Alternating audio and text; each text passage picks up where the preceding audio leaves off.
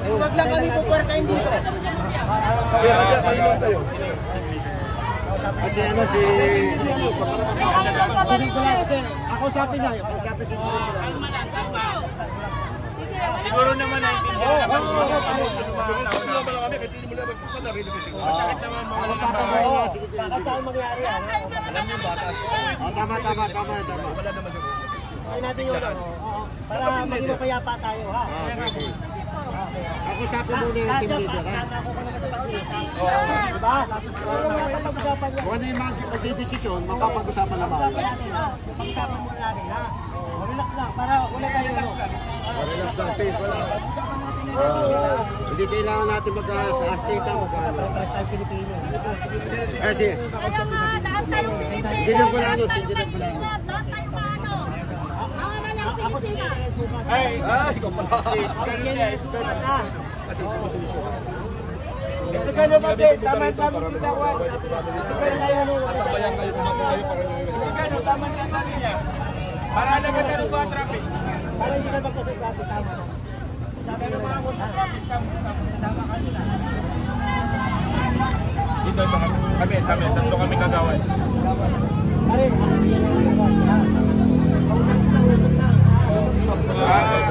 sana naman maintindihan yung mga emotion ng mga location. Hindi naman kasi madali mawala ng bahay. Lalo na wala pang renovation. paano nyo na tayo? Diba, kapag-usap tayo. Para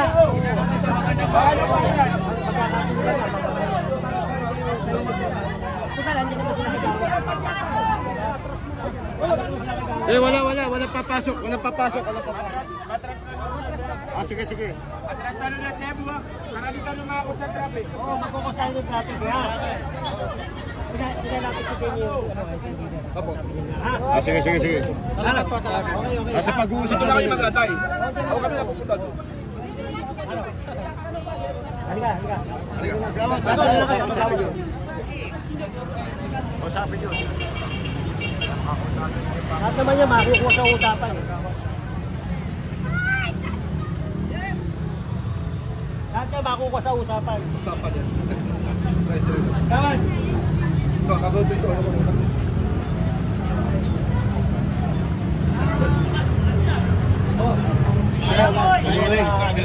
Kayo ang kagawa dito? Si Chairman, nasa? Sa loob.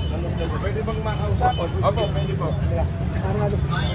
Lahat niya makukuha sa usapan pare. Oo, pag-usap mo lang para... Wala, mapayapa tayo.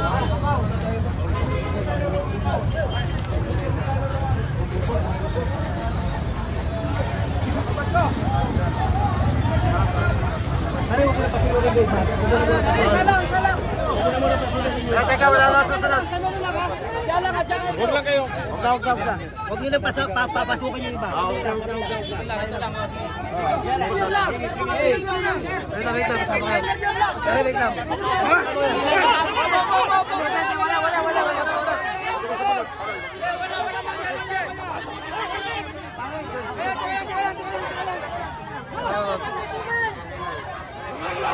General. Ako sabi niya. Jen, nakasama. Jen.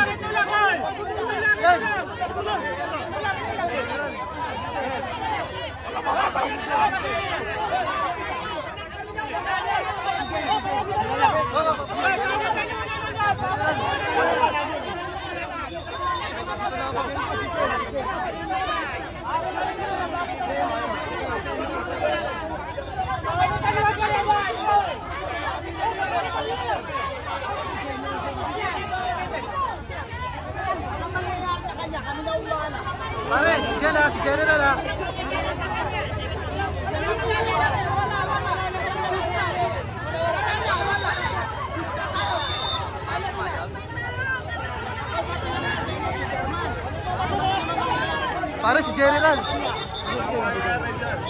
Pare si General ha. Tol. Okay ha.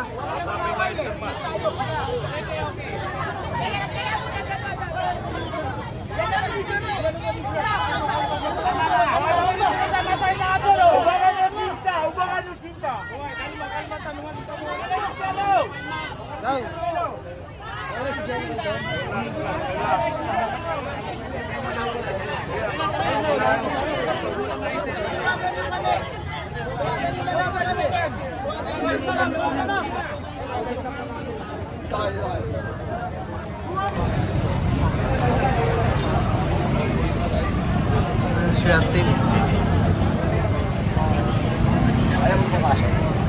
official lang. Eh, nakakulay pula, magawad dyan. Nasa preno. Magawad. Gawad yan, nakasombrero. Sawa, change din. Ano alas? Wala. Ano lang.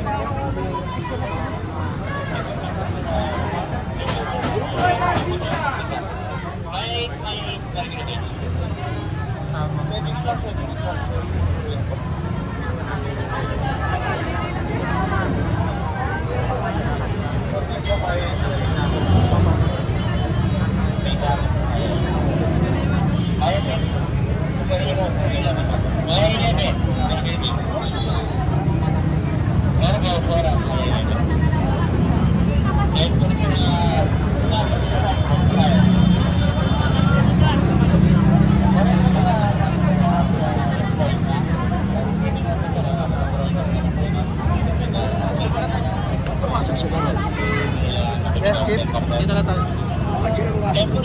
Nakausapin ni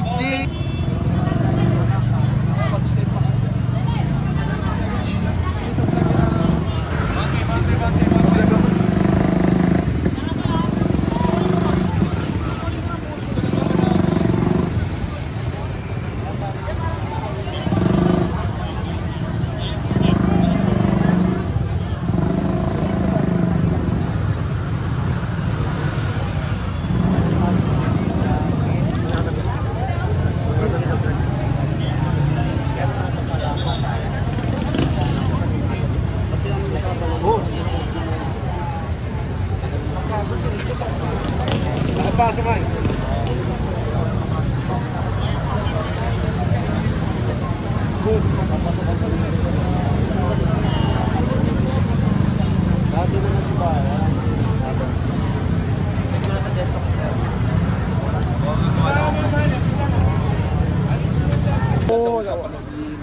Nakukuha lahat sa diplomasya. Dapat ano naman, makipag-compromise both parties. Tayo, medical naman. Ang amin lang, hindi naman natin masisisi yung mga constituents natin. Hindi naman madali mawala ng bahay. Talaga mahirap. Kami pa nga nagagana lang dyan. Way back 2007 na demolish kami. Yung relocation, up until now, wala pa, di na itatayo. Ano mukhang may harap namin sa mga constituents naman? Hindi kami mabigyan man lang kami kahit munting mukha na may harap sa mga tao namin. Kaya ngayon, talaga ngayon nilalagay. Pagawad, tanong ano po pangalan niya? Pagawad? Jafar Bule. Isa po sa mga kagawad dito sa barangay. Kaya ngayon, nga sinasabi ko way back 2007 na demolish na kami. Pinangakuhan kami ng relocation. Hanggang ngayon, wala pa din, di pa na itatayo ng ating lupa ng pamahalaan. Eh saan titira yung mga tao namin? Diba? Kaya ngayon, kung masisira ulit, paano saan po sila uuwi? Saan po sila matutulog? Kaya ngayon talagang ilalaban po namin to. At sana madinig po nila yung ano namin, hinihingi namin na no relocation o demolition. Lahat naman po wala kami magagawa kung yun naman talaga yung batas. Pero ang hinihingi po namin, yung pangpalit sa mga nasirang bahay nila. Para in case na may umulan, may sisilungan. Kagawad din lang po kayo nakatira sa ilang pamilya po yung nakatira? May sa konti lang naman itong mga nasa more 50 na kakabayan. Paano yung kagawad kapag nabigyan kayo ng relokasyon sa labas ng Maynila, alis pa ba kayo? Hindi. Alam mo naman, ito ang capital city ng Ng Manila. Bansa.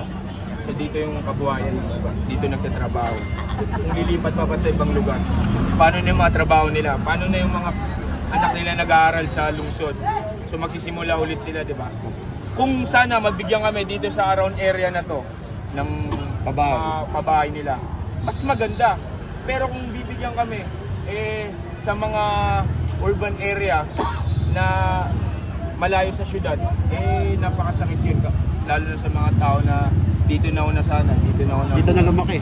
Dito na lumaki. Tsaka yung mga anak nilang iwan nilang mga pag-aaral nila, edukasyon nila. So yun sana ang hinihingi namin, yung relocation sana. Dito lang din sa lungsod kasi mahal na ho namin ito Dito na ho kami pinanganak, dito na ho kami lumaki.